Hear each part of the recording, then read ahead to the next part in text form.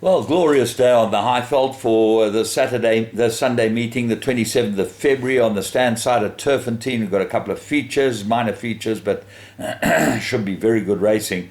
And a lovely day, as I say. Watched the Saudi Cup last night. Incredulous the way that horse won. Turned into the straight with just about last and came to blow all the best horses away. So nice to be able to see that on Channel 240. And we really enjoyed it. Race 1, 11:40, that's 20 to 12. There's a maiden, work riders maiden plate, 11:60. Well, the work riders had a big go yesterday. And a little bit of advice. If you want to have those type of races, seed the horses and draw 1-1-1-1 so that the work riders get a chance of getting some decent rides, because it was pretty sad to see them have the worst rides in the race. But that's the right way to do it. Seed the horses and draw from there.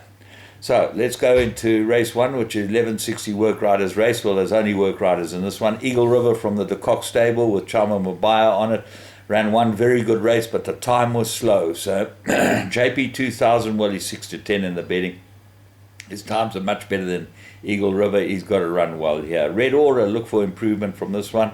Also from the Paul Peter yard. And Spring Will Come has got some form. Put it into all your trifectas and quartets. Race 2, maiden plate fillies and mares. They go 1160 meters. I made a 2-horse race and I'm going for Walala Wasala. The Johan Janssen van Vuren runner, drawn 1, which might be a concern, but I liked this last runner. Was a very, very good time. So there was no support for it at all. DeMello rode it, and I think it will improve quite a lot. Danger Lazuli. Blinkers on, looks like an improver. Rachel Venico comes up from KwaZulu-Natal, and I think she's one of the better riders around. Crown Plaza might improve, but the 1200 is a concern, and Picara got very, very good form, but there's no value in him at 13 to 10. Hart Valley might improve as well. That's the other Binder runner.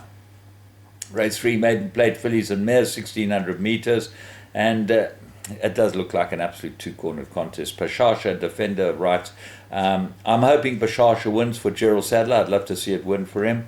And the 2.5 claim, I didn't think Brewer rode it particularly well last time. I think he made a lot of use of this filly to get her to the front, and she had nothing to come. I think that you've got to ride her with a little more restraint, and it will be a good race. Defender of Rights, obviously, a form speaks for itself. But now let's have a look at the rest of them. Raising a Storm's been improving along nicely, and Scott Kenny's a good trainer. Drawn 1, this could go well. And Aiden Park, look for improvement from Arden Park, number 8 on the card. Race 4 is a Ruffian listed, 1,000 meters.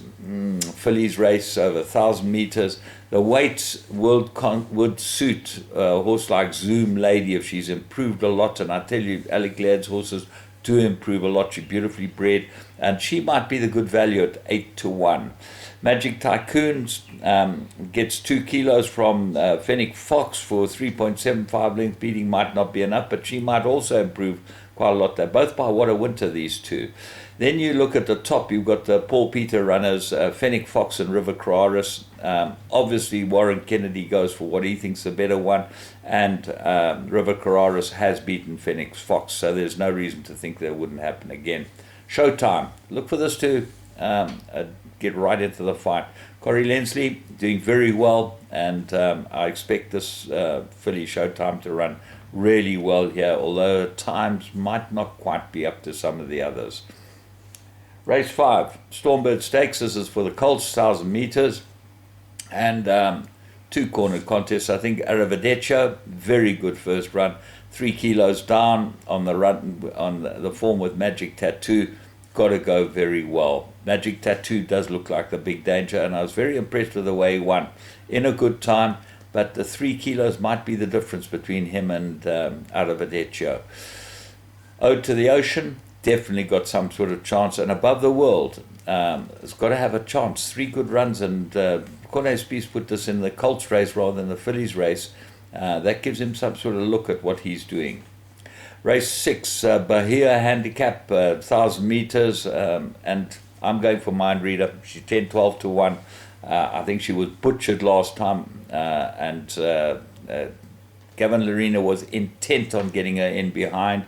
despite the fact that she got a flyer out the gates, just let her bowl along. Even if she should be able to sit behind a stable companion, which is See My Vision, which is drawn next door to her, and that's fast. And she should be able to beat this field. She's better than them, and I like her a lot. Bella Chica's got good form, course and distance. Remember When, third run, lots to like about her as well. And then Alula's Star at the bottom of the weights also got good form. But if Mind Reader gets a decent ride, she'd be very hard to beat. And I think Gavin should know her well enough by now. They've got this idea that she's a hold-up horse. Well, maybe she is, but you can hold up a horse from the front. You've just got to hold him up.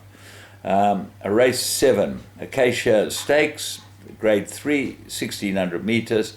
Very difficult race indeed. Mount Laurel, I like her. I think she's the best horse in the field, and she's got to go well. She should be well course and distance suited. Wendy Whitehead makes a trip up from Durban. Donovan Dillon does as well, but the mirror ratings come down, and as a result, she comes in well to a race like this. So Candice Dawson's got 2, Pretty Betty from the Cape. She's a front runner. McCullough comes to ride her, and then Sent by Destiny looks like the right horse from their stable.